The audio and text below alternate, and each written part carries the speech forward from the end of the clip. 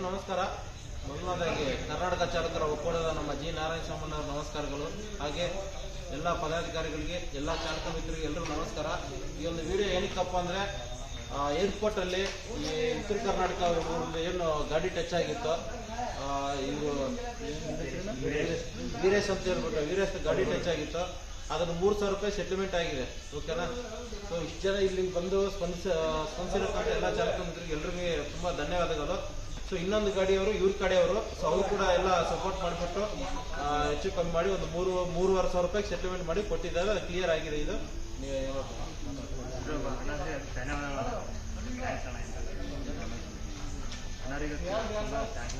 Karnataka